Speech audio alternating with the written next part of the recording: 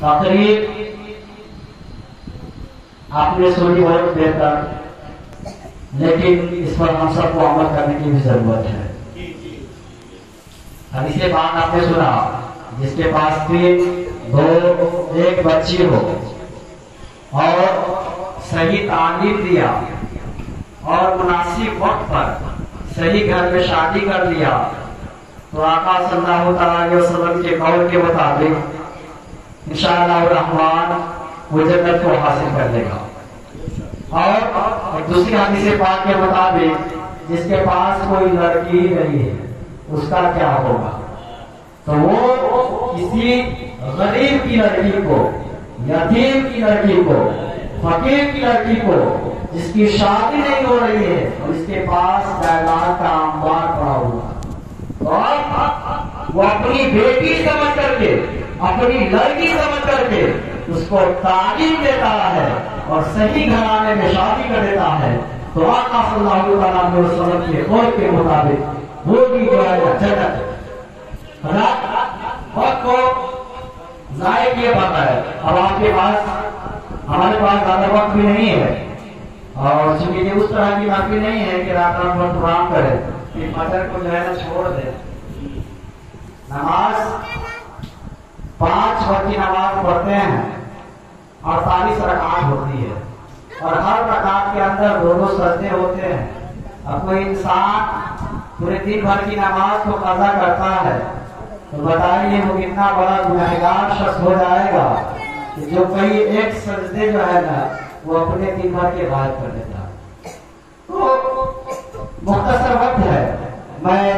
Mic पर बंदर झूला की सरजमी पर तकरीबन 15 सालों से खिदमत अंजाम देने वाली अजीम हस्ती बिरादर कबीर हजरत मौलाना दाऊद हुसैन साहब खुदा बताया करते हैं कि जब उस्ताद मोहतरम हजरत अल्लामा मौलाना मुजाहिद मौलाना सबीर साहब खुदा ने मुझको बंदरजुला की सरजमी पर भेजा, तो वहाँ के हालात बद से बदतर थे। लेकिन आप इस वक्त जाकर के देखें, वहां से देवबंदियत को तो इन्होंने भगाया ही है, दीन इस्लाम का एक ऐसा नूर वहां पर रोशन किया है और ऐसी आलिशान मस्जिद बनाई है और तालीम और ताल्लुम को इतना मुनज़्ज़म तरीके से पेश किया है कि आज तकरीबन इनके कंधे के बराबर इनके शागिर्द वहां पर बैठे और उसकी भी कई एक तादाद हो चुकी है, वो बताने की जरूरत नहीं है। आप इनके अंदाज को और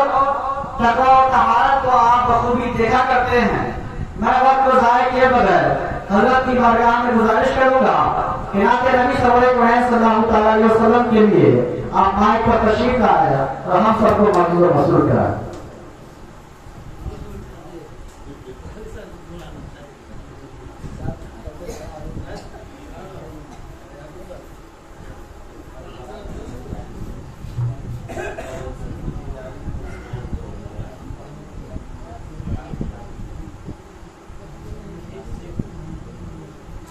मेंबर नूर पर बैठे हुए उलमाए बावक़ार, बज़्म सामीन हज़रात, पर्दे में रहकर पर्दे से सुनने वाली ख़वातीन इस्लाम, अस्सलामु अलैकुम व रहमतुल्लाहि व बरकातुहू।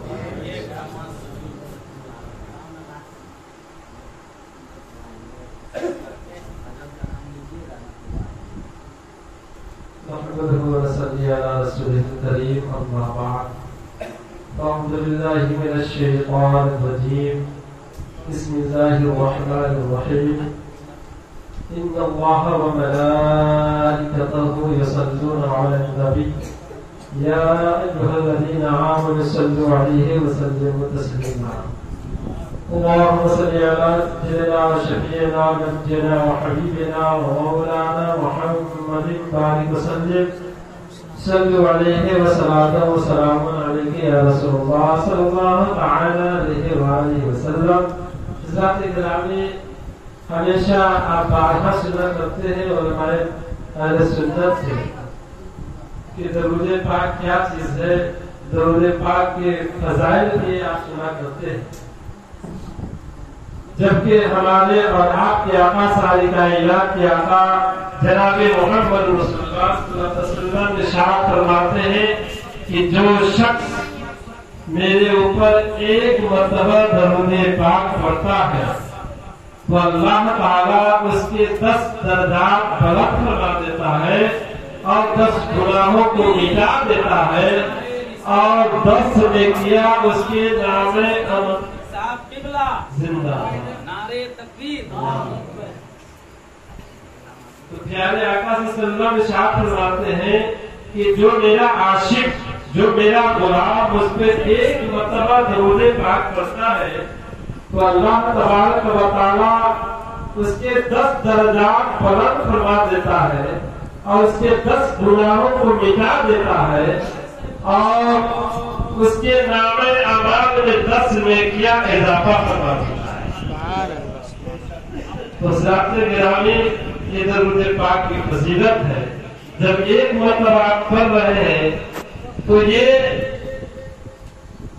آپ کو فائدہ ہو رہا ہے، اگر آپ 10 بار پڑھ لیں گے تو کتنا فائدہ ہوگا سوچیں۔ لیکن بہت سارے لوگ اس گمان میں بھی رہ جاتے ہیں کہ چلو اتنے یعنی اتنی نیکیاں جب درود پاک پڑھنے ہی سے مل جاتے ہیں تو پھر نماز پڑھنے سے کیا فائدہ ہے، روزہ رکھنے سے کیا فائدہ ہے، زکات ادا کرنے سے کیا فائدہ ہے۔ تو آپ یہ نہ سوچیں، بلکہ نماز الگ چیز ہے، درود پاک پڑھنا الگ چیز ہے، یہ عاشقان رسول کی پہچان ہے۔ درود پاک غلامان رسول کی پہچان ہے، اور نماز پڑھنا یہ فرض عبادت ہے، روزہ رکھنا یہ فرض عبادت ہے، زکات دینا یہ فرض عبادت ہے، حج کرنا یہ فرض عبادت ہے۔ لیکن سب سے پہلے جب بھی یہ چیزیں قبول ہوگی جب آپ کا ایمان مکمل ہوگا۔ تو حضرات گرامی، ایک مقام والہانہ اشکانہ انداز میں اپنے پیارے آقا صلی اللہ علیہ وسلم کے برنامہ میں درود پاک پڑھے اللہ رب محمد صلی اللہ علیہ وسلم نحن عباد محمد صلی اللہ علیہ وسلم۔ ہم لوگ تو یہ چاہتے ہیں کہ ہمارے سے ہمارے باہر سے آئے ہوئے جو علماء اہل سنت ہے، علماء باوقار ہے، وہی آپ تک اپنی باتوں کو سناتے ہیں۔ لیکن مجھ سے پہلے تو میرے برادر اصغر حضرت علامہ مولانا قاری مجاہد حسین کو پروانا چاہیے تھا، لیکن پہلے مچھلی کو کھڑا کر دیا۔ خیر